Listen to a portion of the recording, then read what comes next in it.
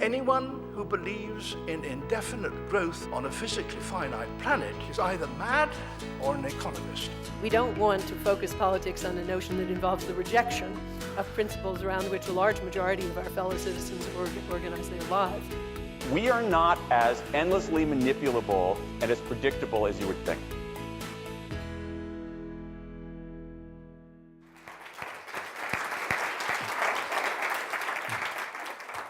Manavodaya International UK sounds big. It's just a few of us who are doing this in our spare time. We had to have a name of some sort.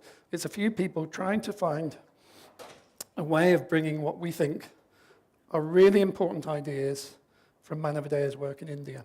This is a picture of Manavodaya. Itself quite a humble sort of place, not a big building, not huge offices.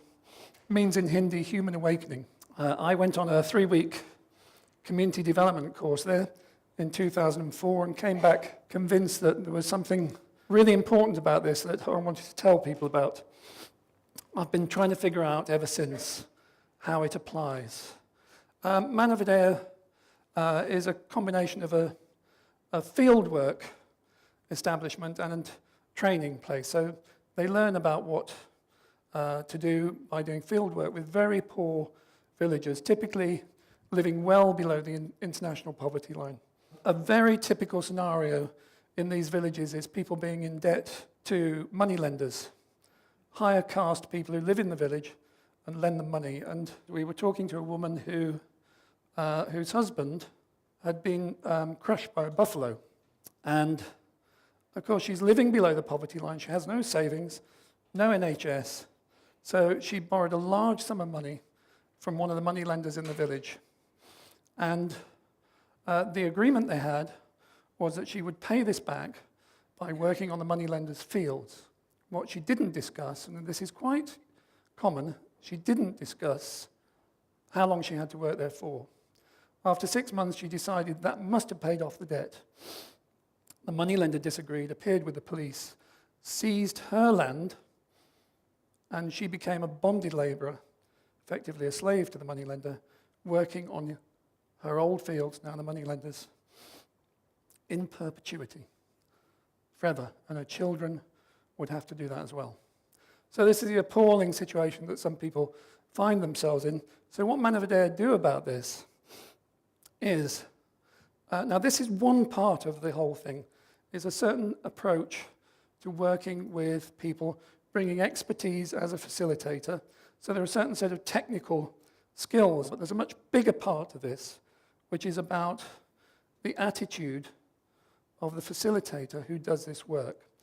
They have a long dialogue with people in the villages, and the people in the villages are the experts. They have the knowledge. The facilitator's job is a relatively humble one of helping them to figure out what they want to do. Usually what they want to do is to get out of this bonded labor, repay their loans, increase their level of prosperity. So what they do is they save as a group. And often they've got no money, so it's not a question of savings. It's about dipping well into their subsistence earnings. And they don't have earnings sometimes. Sometimes they're paid in grain.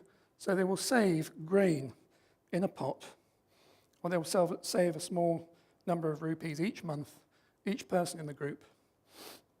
The group is then pledged to make loans out to its members. It must make loans, charges quite a high rate of interest, is incredibly tough on members if they don't repay, but the money comes back to the group.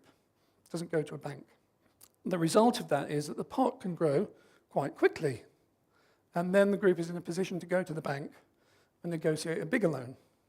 So some of the things that go on are people typically take small loans to start little enterprises. And they've also, this village had started a school. So a number of self-help groups had got together, started a school. There's a bigger dimension to this, which is women almost always start the groups. They're the ones who see the benefit. They're in the worst position in the village, and they immediately see that there might be something in it for them. And it can lead to quite significant political power. Self-help groups are joined together in networks, federations of self-help groups, and will march on matters of social justice.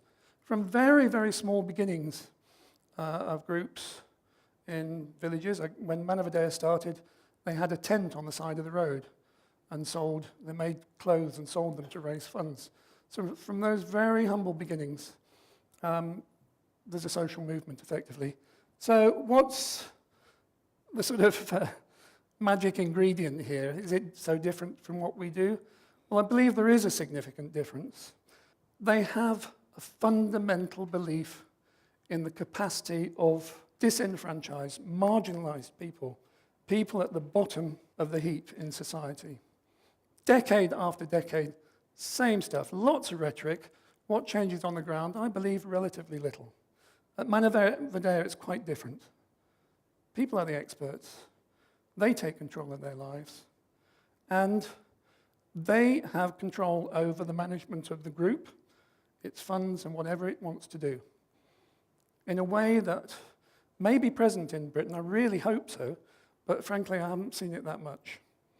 What I've seen is professionals arriving with their expertise, seeing people as deficient, in need of help, rather incapable of solving their problems, and reliant on my expertise because they need me, I know what to do, I'm the one with the knowledge. And I believe that keeps people fixed in place, dependent, passive, recipients, waiting for professionals to solve their problems, an appallingly disempowering situation. Another key ingredient is about humility. None of this will work. None of this going along to villages, treating people as experts will work unless there is a certain attitude on the part of the person intervening. And the fundamental thing is about humility. It's not an intellectual understanding of, wouldn't it be good to be humble? It's not that. It's a lived thing. They are humble. So this man in the middle, Raj Kumar, I saw him there, and I saw him doing the accounts. He seemed to be the finance person. And then towards the end of my stay, I discovered he was a facilitator, and he helped to start groups in villages. Very quiet man. And I said to him, "Here, you're a facilitator. How many groups have you started?" 100. He said, 100. And then he just quietly went away. Another one is values. I would say that the attitude, the presence that the facilitator brings to their work with groups of people will largely determine what happens. If a facilitator is not humble, does not have a genuine internalization of what it means to have values, then what will happen is that there will be a dependency created on the part of the people they're supposed to be helping. And then people will become passive, look up to the facilitator, and be waiting for them to solve things. So how do you start? You can't just say, I'm going to be a better person, because that's unlikely to change much. 8 steps in action. First is income sharing. Give some of your money away to a social cause. There are issues about this for us when we just give to charities, because where does that money end up? It's good to kind of try and shorten the line so that you know what happens to your money. Sharing your time, giving up your time to something which will benefit others. This is the critical one. Spending some time each day thinking about yourself, what you've done, reflecting, not punishing, but reflecting on what you've done. How could I have done that better? What did it mean that I did this and not that? Collective reflection, because it's very difficult to keep this going unless you have the support of a group of people who are engaged in the same process. Fault control. We all know that we've got things we don't like about ourselves, and it would be good to moderate those. Speech control. My role model for this are some of the people at Manavodaya who don't say much, because I know that from sitting in meetings around work, everybody's just talking, and then you go on to the next meeting. A bit of sitting back, silence, letting things sink in, thinking about what you're going to say. Also, not popular in some area, that men should take more domestic responsibilities. And in the UK, we like to say, oh, well, we do that. You know, we're modern men, but I think we could probably all improve. And the last one, interestingly, is local purchase. If you've got Tesco next door, you might consider that hard to do. But wherever there's an opportunity to support some kind of local enterprise, we should make that choice. So this is all very good in villages in Uttar Pradesh. What does it mean for the UK? Well, I would say that if we had tomorrow a total paradigm shift from the way that we work at the moment to this approach on the part of people intervening in others' lives, we would see remarkable results. And certainly, there are some things around in the UK that we know of. Some organisations I know where the staff have genuinely understood the limitations of their role and their lack of importance, and the care they need to take in intervening in other people's lives, such that power is left with people and not seized by them.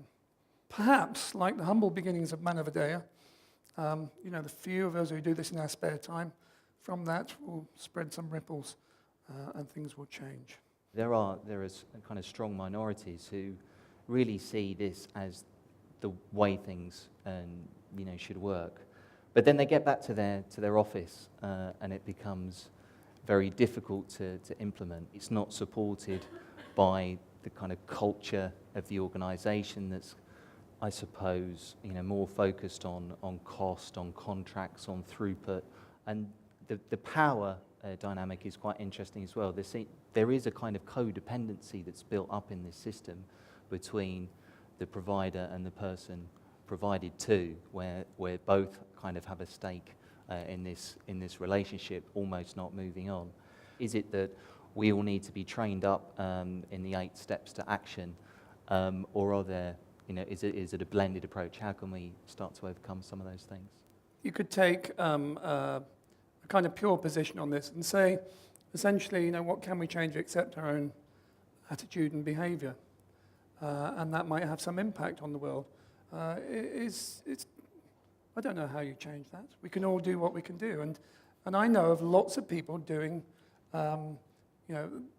work in the spirit that I've described around the country in different sectors, and they're doing it and they're making a difference in what they do each day, and perhaps it goes entirely counter to the culture of their organisation. But nonetheless, things are happening.